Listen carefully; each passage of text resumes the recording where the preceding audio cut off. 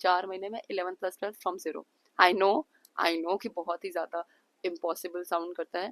August, September, October, November and December, last 21st of December was the date जब मैंने अपना पूरा syllabus complete किया था। Attended class of Shailendra Tanwar sir. If he is watching this video, thank you so much sir. नाम है स्नेहा। आज की वीडियो में हम मेरी नींद छोड़ने को कंटिन्यू करेंगे। सो लास्ट वीडियो तक आई टोल्ड यू कि मैं कोटा से वापस आ गई 1 महीने में, एंड उसके बाद मैंने क्या किया जानने के लिए, let's get into the video.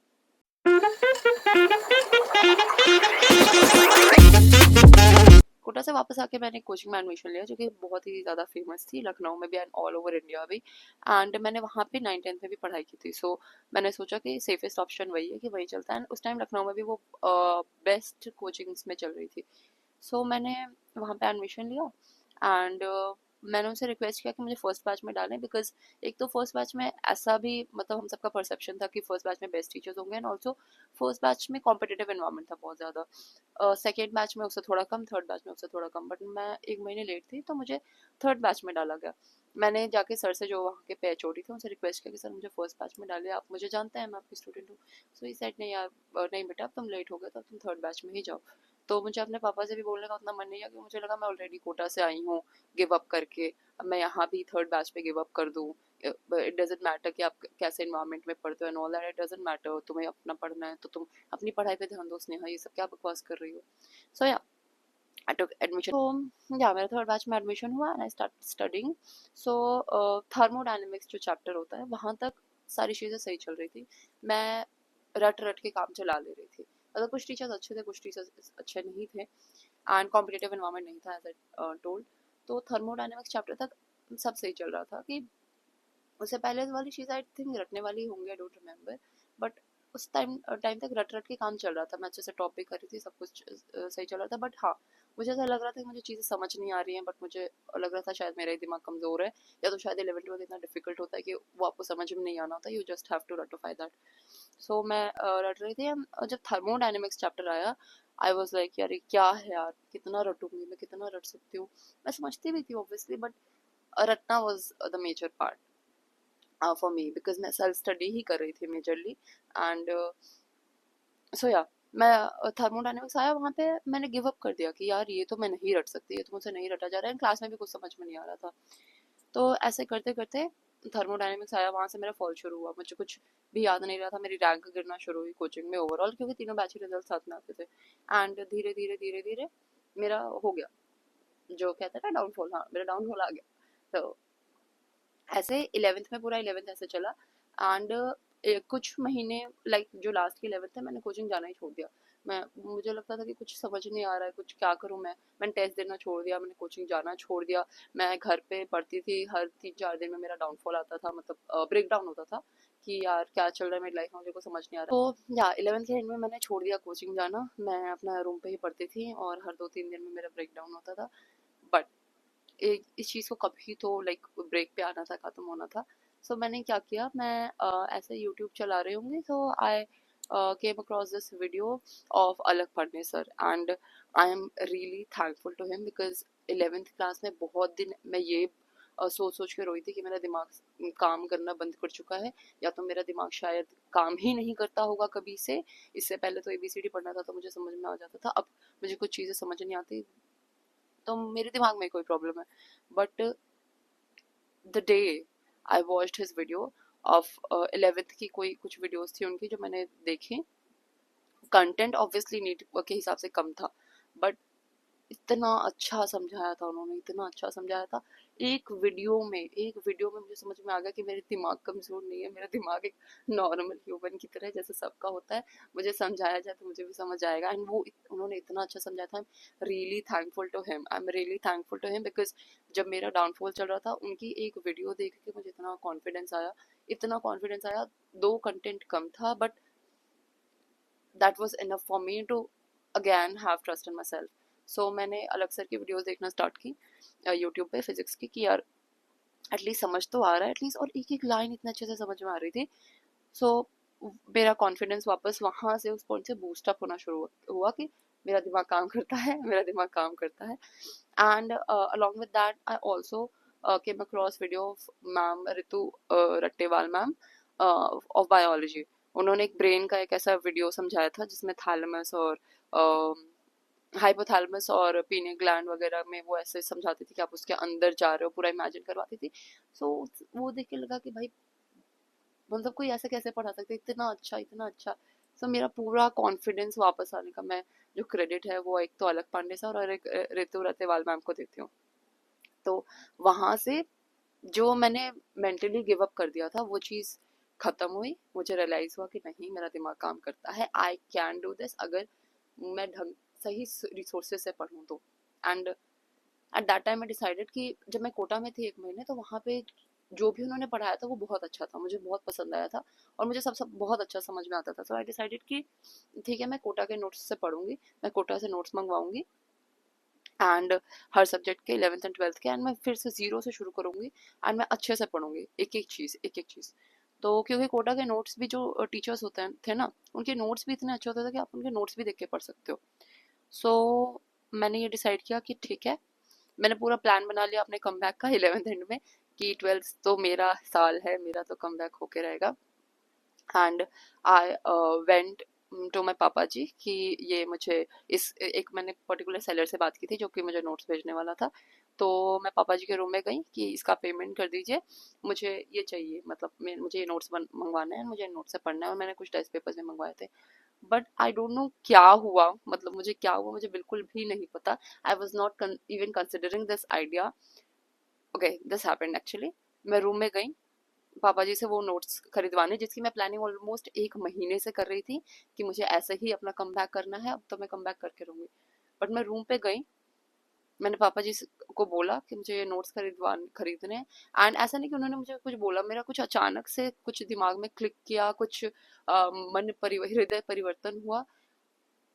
The moment I came back, like मैं रूम से बाहर आई, आई वॉज हैविंग 1 साल का subscription of an academy and मैंने कोई नोट्स नहीं खरीदे कोटा के। And I think that was the magical point that change things for me, because मेरे पास कोई रीजन नहीं था अन अकेडमी का सब्सक्रिप्शन खरीदने का। उस टाइम ऋतु रतेवाल मैम अन अकेडमी पे थे, तो और कुछ और टीचर्स की मैंने वीडियो देखी होगी, तो मैं उस चीज़ से इन्फ्लुएंस हुई हूँ कि अच्छा अच्छा अच्छे टीचर्स हैं।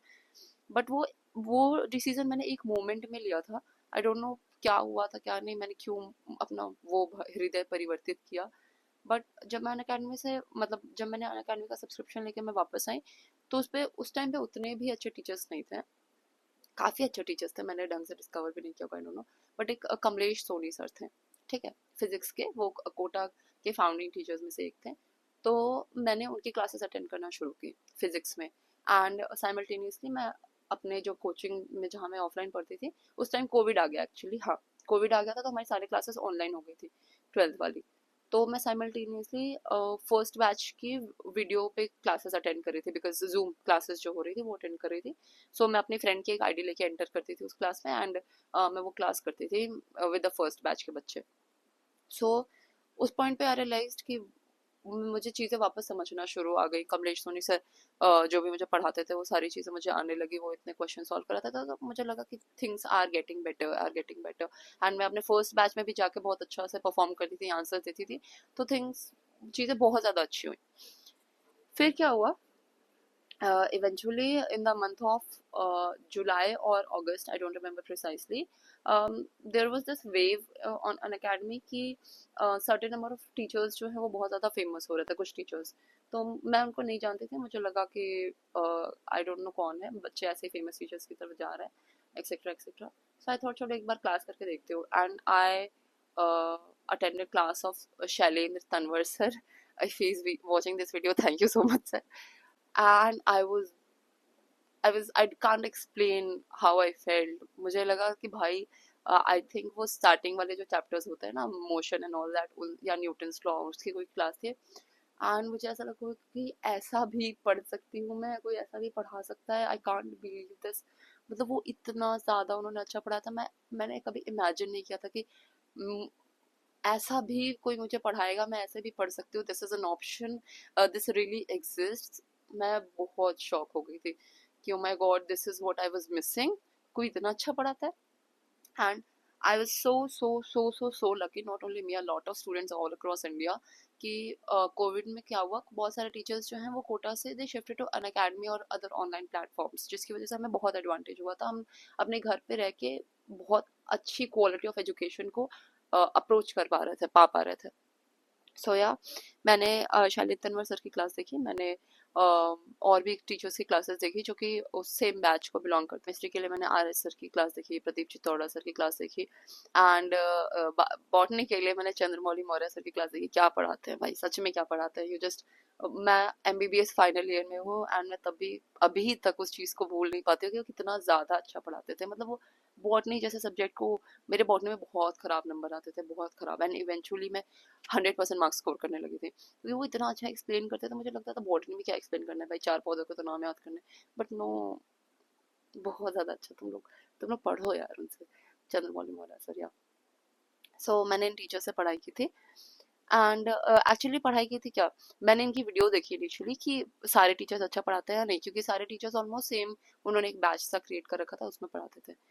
सो हर टीचर की क्लास देखे I was blown away, like अरे सर हर चैप्टर में सारे चैप्टर्स फिर से पढ़ाते थे, तुम्हें इनऑर्गेनिक याद करने की जरूरत ही नहीं है, तुम्हें क्लास में याद हो जाएगी। सो that was the month of August, and generally most of the coaching में क्या नहीं, that was the month of July और August आया उसका बीच का। most coachings में क्या होता है, दिसंबर तक सिलेबस एंड कर देते हैं। so my target was कि मुझे भी दिसंबर तक सिलेबस एंड करना है, and I was at a stage कि मुझे डिसाइड करना था कि मेरी कोचिंग में भी अब मुझे फर्स्ट बैच की क्लासेस मैं कर पा रही हूँ, तो वो भी अच्छा पढ़ा रहे हैं, तो मैं वो उसमें पढ़ूँ या मैं यहाँ पे ज़ीरो से शुरू करूँ वापस। सो मैंने वो रिस्क लिया, मैंने कोचिंग की क्लासेस छोड़ दी, एंड मैंने ज़ीरो से in the month of July और August I started like literally from zero. वो जो बेसिक्स वाले चैप्टर होते हैं ना स्टार्टिंग के, फिजिक्स के, केमिस्ट्री का, बायोलॉजी के, सबके ज़ीरो से शुरू किए वीडियो लेक्चर्स लेना, एंड विद द प्लान कि मैं August, September, October, November and December, last 21 of December was the date जब मैंने अपना पूरा सिलेबस कंप्लीट किया था। इतने टाइम में मैं अपना सिलेबस खत्म करूंगी, 4 महीने में 11th plus 12th from zero. I know कि बहुत ही ज़्यादा इम्पॉसिबल साउंड करता है, आई नो बहुत ही ज़्यादा इम्पॉसिबल साउंड करता है, but yes, I was able to do that. I was able to complete my whole syllabus in like September, October, November and 21st of December till then. But there was a catch. क्या था, मैंने एक भी test नहीं दिया 4 महीने, मैंने एक भी टेस्ट नहीं दिया, और हर 2-3 दिन में मेरा डाउनफॉल आता था कि ओ माय गॉड मैं सही कर रही हूँ, गलत कर रही हूँ, माय गॉड क्या कर रही हूँ मैं, ये सही कर रही हूँ, गलत कर रही हूँ। So the journey was never this journey was this, and it was actually this. Even जब मेरे पास बेस्ट टीचर्स थे, इवन जब मेरे पास बेस्ट टीचर्स नहीं थे, जर्नी वो दिस ओनली। कब तक, जब तक एग्जाम नहीं दिया मैंने, and आज भी when I'm in college, journey is this only. So this is life, this is how it goes. But obviously you have to, to you have to know that this is a process. You have to have the knowledge कि this is how life is. मतलब अगर मुझे पता है कि life, जैसे अभी भी मुझे पता है कि लाइफ ऐसी है, उस टाइम मुझे नहीं पता था कि लाइफ ऐसी है, मुझे लगता था उस टाइम लाइफ ऐसी क्यों नहीं जा रही है, जैसे बचपन में जाती थी ऑब्वियसली, तो लाइफ ऐसी क्यों नहीं जा रही, that was a question I used to ask myself. But and that's why हर 2 दिन में मेरा डाउनफॉल भी होता था। हर 2 दिन में मुझे लगता था कि नहीं यार क्यों नहीं हो रहा है, क्यों मैं टेस्ट नहीं दे रही हूँ, क्यों नहीं मैं अपना बेस्ट दे रही हूँ, बल्कि पता नहीं उतना बेस्ट मैं दोबारा लाइफ में कभी दूंगी नहीं। जर्नी हमेशा ही ये रहेगी, उस टाइम पे भी, अब हमारे टाइम पे भी और हमारे फ्यूचर में भी। दिस इज हाउ भगवान जी ने अर्थ को क्रिएट किया है, this is how it is. So accept it and be happy, enjoy it, I would say, because दुखी होने से कुछ मिलेगा नहीं यार, दुखी होने से नुकसान ही होगा, नुकसान ही होगा, नुकसान ही होगा, नुकसान ही होगा। दुखी होना is a normal thing of course, but pathologically दुखी होना, डिप्रेशन में जाना, अपने आप को बार बार क्वेश्चन करना कि मैं इस लायक हूँ या नहीं हूँ। I know things are not in control, and things are not in control because हमें कभी बताया नहीं जाता है। But here today, me Sneha Kumari Mishra, I am telling you that this is how life is, okay. So just love yourself, please please. तुम लोग का result end में सेम ही होगा, दुखी हो के ज्यादा बेटर रिजल्ट तो नहीं आएगा, खराब ही रिजल्ट आएगा। सो दुखी होना थोड़ा कम करो, खुद को क्वेश्चन करना कम करो, खुद को एक फ्लाइंग किस दो और लाइफ को एंजॉय करो। Bye, love you.